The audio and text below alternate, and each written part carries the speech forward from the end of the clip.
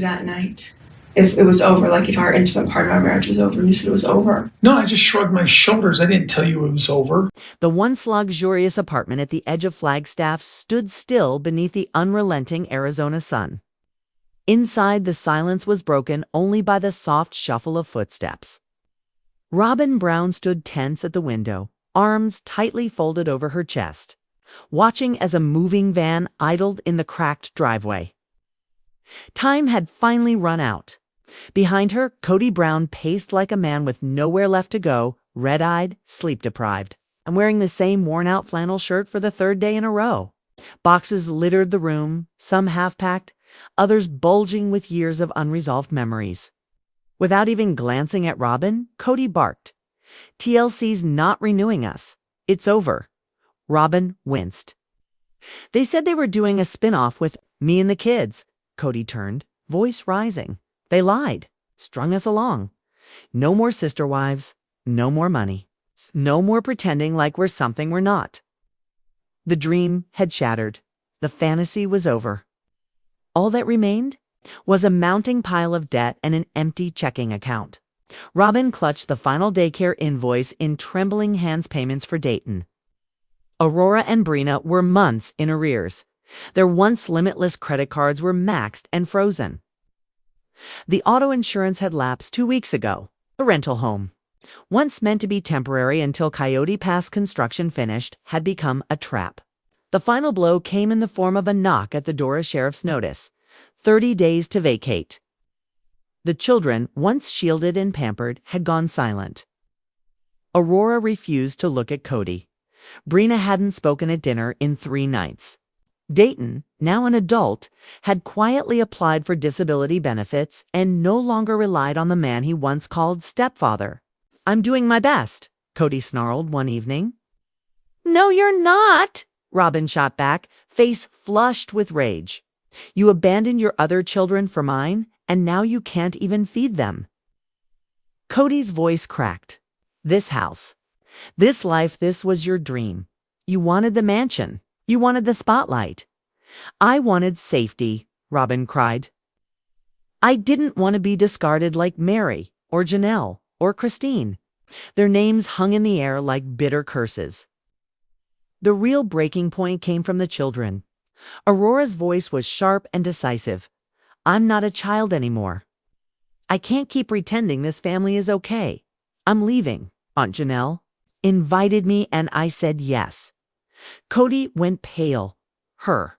She's turning all of you against me." Aurora didn't flinch. "She's been a better mother for months. She actually has food in her fridge." Dayton nodded. "She's warm. Stable. Even quiet Brina spoke.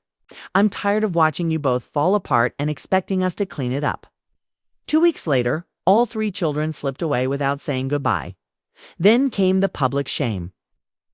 Paparazzi snapped photos of Cody and Robyn at a pawn shop, selling wedding rings.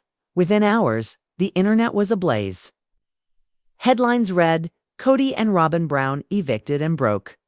Reddit exploded with mockery. Critics called it karma. Janelle posted a barbecue photo with her grandkids, captioned, "Grateful for those who show up." Christine, newly remarried and radiant, uploaded a video from her Utah bed and breakfast.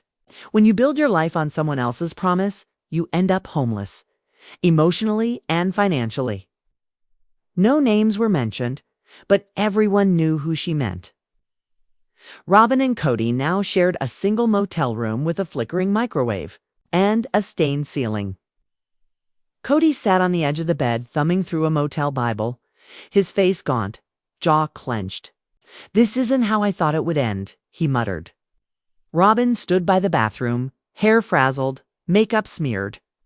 "You told me we were chosen. You said God had a plan for us." Thunder cracked in the distance. Rain lashed the motel windows like tears from a grieving sky. They had lost everything: home, money, support. Even their love for one another was beginning to rot. Robyn, desperate, opened her laptop. 17 drafts to TLC were rewritten. She hovered over the send button on one titled "Robyn Rebuilt." No glamour, no filters, just reality. She attached photos of her crying by a half-full U-Haul of their dingy motel room, of herself in an antique confessional booth with immaculate hair and haunted eyes. Then she hit send. Hours passed. The only response was an automated message. "Thank you for your submission." She lay back on a pillow that still smelled of cigarettes and cried herself to sleep. Elsewhere, Cody showed up at Janelle's door, a small bookstore on the outskirts of town. He clutched his cowboy hat like a lifeline, hands trembling. She opened the door wearing jeans and a sweater, face unreadable. "Cody," she said flatly. "I didn't know where else to go," he stammered. "The kids are gone." Robyn barely speaks to me. "I need help." Janelle didn't react. "It's just for a couple nights," Cody added. "They impounded our car." I couldn't even get Robyn to the pharmacy. Her face was firm. "I gave you years, my loyalty, my paycheck. And when you got what you wanted, one wife, one mansion, you left the rest of us in the dust." His eyes welled. "I messed up." "No," she replied. "You were ruthless, and now you want rescuing." She handed him a wrinkled flyer. "Not many a referral to the local community resource center. They'll feed you, maybe help you find work." But I'm galled by it. And I'm like, how dare she move my stuff out of my house? I really just want to know what she's thinking now, because we're... The door shut firmly behind her. 2 days later, Robyn received a text from Aurora. "We need to talk. It's just us." Robyn took the city bus to a park near Janelle's neighborhood. Aurora sat on a swing, hardened and weary. "I didn't bring Brina," she said. "This is between you and me?" Robyn sat beside her. "What happened?" she asked. Aurora stared ahead. "Remember when you made me call Cody Dad? You said he loved me?" Robyn nodded slowly. "I wanted you to be safe." "But I wasn't," Aurora whispered. "You wanted a perfect picture for the cameras, but I remember." Robyn's eyes filled. "That's not fair." "No," Aurora said. "What wasn't fair was pretending I belonged. All those years of molding myself into something for your peace." She stood. "I'm going to college. I'm changing my last name." Robyn froze. "To what?" Sullivan Aurora replied. "That's who I am. I'm not a Brown." Robyn collapsed into tears as Aurora walked away, her footsteps fading into the drizzle. 4 days later, the motel kicked them out. No payment, no exceptions. They left with trash bags and duffels. Cody called Meri voicemail. Christine blocked. He didn't even try Madison, Gabe, or Logan. No one answered. No one came. They moved into a friend's RV in a dingy lot. "No AC?" Robyn, sweating and heartbroken, muttered, "They used us. TLC made millions off our pain." Cody didn't lift his head. "We signed everything away," he said. "We were puppets." Robyn called a sketchy attorney. "Do you have written proof?" he asked. "No," she whispered. "Then you don't have a case." Robyn found a part-time job at a thrift store. Her name tag read Robyn, floor assistant. For 2 weeks, she stayed quiet, low makeup, shaved hair. Then came the TikTok girls laughing, filming, mocking her confessionals. "I'm the scapegoat of the family." Robyn begged them to stop. The next morning, her manager fired her. "This is retail, not reality TV." Meanwhile, Cody joined a Christian men's support group. For 4 weeks, he said nothing. On the 5th, he exploded. "I had 4 wives, 18 kids. I was their leader. They betrayed me." The room went silent. One man calmly said, "Maybe they didn't betray you. Maybe you're reaping what you sowed." Another added, "Sounds like you confused leadership with control."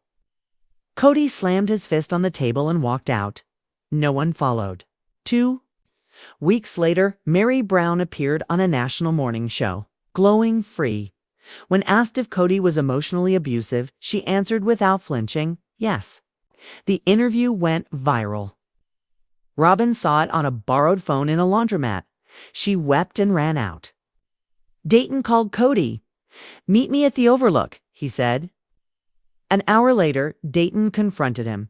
"You lied. You told the world we were your children." But once the camera stopped, so did your love. I didn't disappear, Cody argued. Yes, you did, Dayton replied. Don't ever call yourself my father. Then he left Cody alone at the canyon's edge. That night, Cody and Robyn sat in darkness inside the RV. The kids were gone. The money was gone. The show was gone. What do we do now? Robyn asked. I don't know, Cody replied. They clung to each other not out of love, but out of fear. Robyn eventually sought help at a mental health clinic.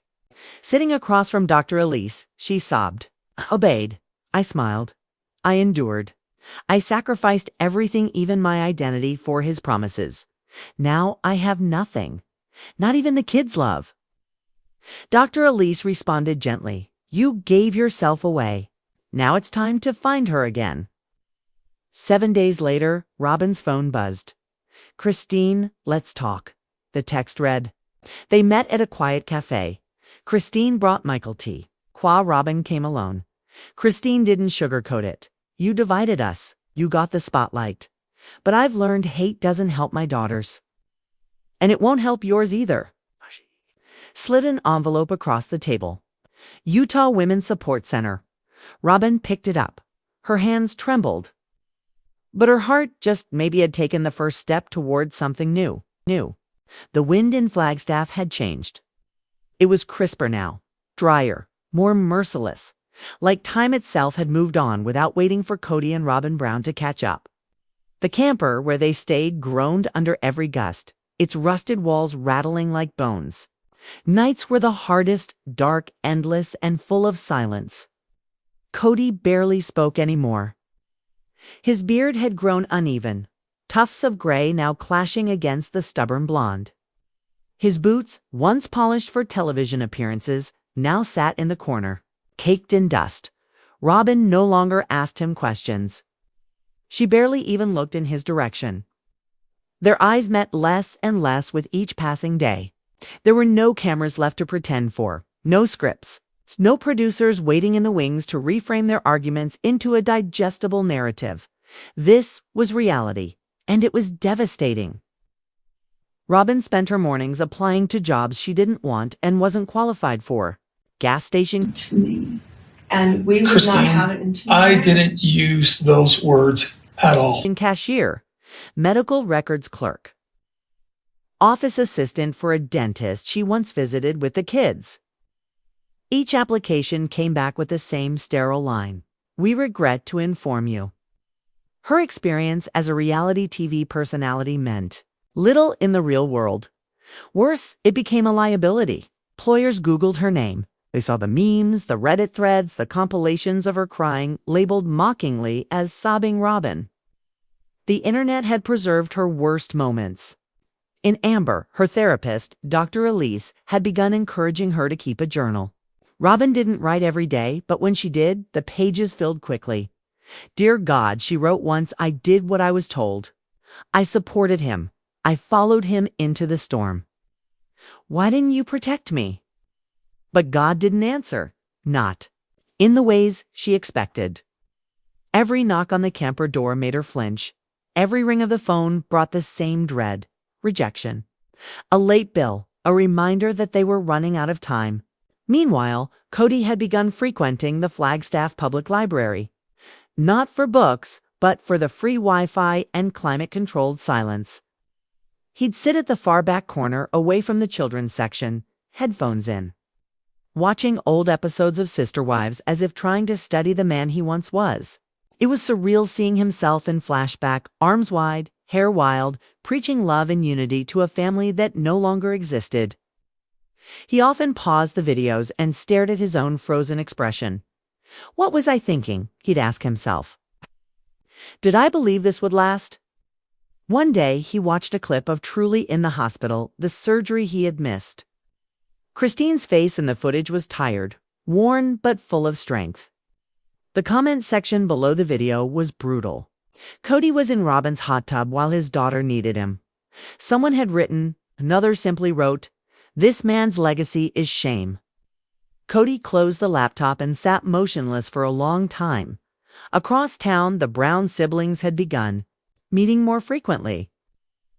What started as a group chat called Brown Kids Unfiltered had now transformed into semi-regular meets, particularly between the older siblings. Logan, the natural leader, had rented a small co-working space and invited his siblings to meet in person. They called it the Healing Room, a safe place to talk without judgment, just honesty. Gwendolyn brought snacks. Michael T. brought her infant twins. Madison brought coloring books for her youngest. It was not a formal therapy group, but it was sacred nonetheless. Aurora had begun attending these meets too. Her hair was shorter now, her eyes less sunken. Living with Janelle had given her a kind of peace she never knew existed. She no longer walked on eggshells. She laughed an unfamiliar sound at first. Dayton came less often, still struggling with the weight of being the man of the house for so many years, only to realize he was never truly treated like a son. Still, he responded to texts. He was trying. One afternoon, the siblings sat in a circle, sipping tea and taking turns sharing memories. When it was Aurora's turn, she hesitated, then looked directly at Logan. "Did you all hate me?" she asked softly. There was a pause. "No," Logan answered. "We hated the system that made us compete for love. We resented Robyn, not because she joined, but because she became the wall between us and our father." Aurora nodded, tears brimming. "She made me feel like I had to earn everyone's love, even his."